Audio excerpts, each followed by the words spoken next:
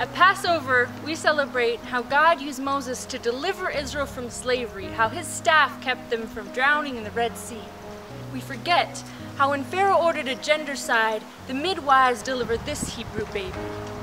How his mother's reeds kept him from drowning in the Nile. Who knew underwater basket weaving was worthwhile? Moses means to draw out. Prince of Egypt, he drew Israel out, defying Pharaoh's army, raised the 10 Commandments, and led the people 40 years in the wilderness. His name came from the princess of Egypt, who drew him out of the water, defying Pharaoh Daddy, raised him up in the royal household till he fled to the wilderness for 40 years. Moses saw God in the bush, but God was watching out for him from the bush through the eyes of his sister Miriam. Moses protected the people from the plagues with the blood of lambs.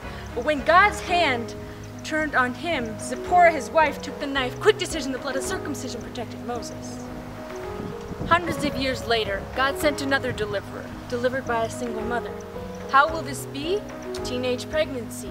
Mary was with child, Emmanuel, God with us. The one she gave life to lived to bring life to the world. But first he had to die. Maundy Thursday. Before Jesus cleansed our souls, he cleaned the soles of his disciples' feet. The teacher taught them to be a king is to serve, to take the lowest place, that of a woman. A woman named Martha who served him. Mary of Bethany who sat at his feet, washed them with her hair, sacrificed her perfume. What a waste! But as the scent filled the room, Jesus said, it was worth the cost to prepare me for my cross, my sacrifice. Good Friday.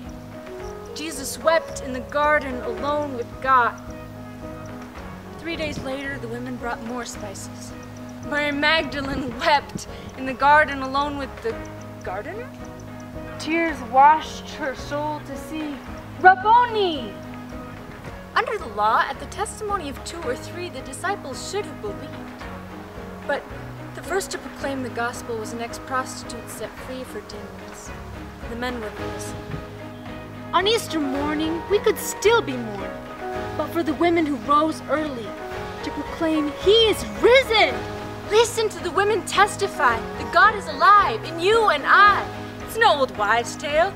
Women and men made in the image. God will use us to deliver people from slavery, change history. Here I am. Wholly yours. Use me.